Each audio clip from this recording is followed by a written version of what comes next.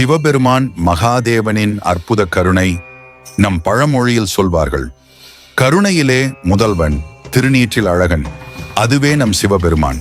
இந்த கதையிலோ நம்முடைய பரமசிவன் ஒரு சாமானிய பக்தனுக்காக என்ன வகையிலா இறங்கி வந்தார் என்றுதான் காணப்போறோம்.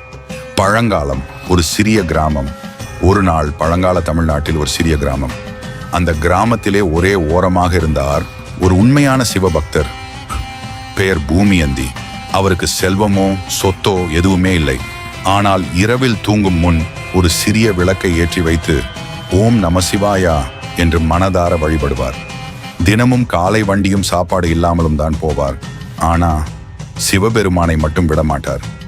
பரீட்சை. ஒரு நாள் அந்த பக்தருக்கு பெரும் சோதனை. அவர் வாழ்ந்த வீட்டுக்கே தீய பத்திடுச்சு. இருந்த வரத்து வீடு, புத்தகங்கள், கொஞ்சம் இருந்த வஸ்திரம் எல்லாமே எரிஞ்சு போச்சு. அந்த நேரத்துல கிராமத்திலே நிறைய பேர் கேட்குறாங்க, இவ்வளோ நாளா சிவனை கூப்பிட்டு இருக்கீங்க, அவரே காப்பாத்தலையே. அதுக்கு பூமியந்தி சொல்றாரு, இது பரிசோதனை தான். சிவபெருமான் எனக்கு கொடுக்க வேண்டியதை கொடுப்பார். நம்பிக்கை குறையக்கூடாது. சிவபெருமான் தோன்றல். அந்த இரவு பூமியந்தி வழக்கம் போல விளக்கேற்றி சிரித்து கொண்டே ஓம் நமசிவாயா என சொல்லிக் கொண்டு தூங்கினார். அந்த நிசப்த இரவில் திடீரென்று ஒரு வெளிச்சம். பூமியந்தியின் கண் திறக்க சிவபெருமான் தானாகவே அவர் உருக்கே வந்திருக்கிறார். தலைப்பாகம், திருநீரு, நாகம், ருத்ராட்ச மாலை, கருணை முகம்.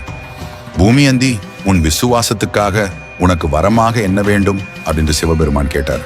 அவன் என்ன கேட்டார்னா தெரியுமா? ஓம் நமசிவாயா என்ற மந்திரத்தை எப்போதும் மனசில வைக்கக்கூடிய மனநிலை மட்டும் வேண்டும். அது போதும் பரமாம். பரிசு. சிவபெருமான் மிகவும் மகிழ்ந்தார். அவர் கூறினார், உன் வாழ்க்கை முழுவதும் அமைதி, ஆனந்தம், பக்தி நிறைந்ததாக இருக்கும். உன் பெயர் இனி பூமியந்தி நாயனார் என்று புகழப்படும்.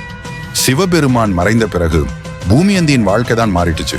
சாமானியமா இருந்தவரை மக்கள் நாயனாரா கண்டு வணங்க ஆரம்பிச்சாங்க. அவர் பக்திக்கு தான் பெருமை, செல்வம் இல்லையனா என்ன, பக்திக்கு மதிப்பு.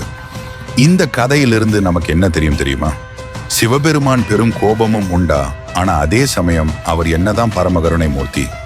பக்தி உண்மையா இருந்தா அவர் நமக்காக வந்து நம்ம வாழ்க்கையை மாத்திடுவார். நாமும் தினசரி கொஞ்சமாவது நமஸ்காரம் பண்ணி மனசுல ஒரே ஒரு வார்த்தையாவது சொல்லலாம், ஓம் நமசிவாயா.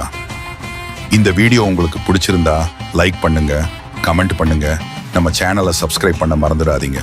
அடுத்த வீடியோவில் இன்னும் ஒரு அற்புதமான சிவபெருமான் கதையோடு சந்திப்போம். நன்றி நண்பர்களே.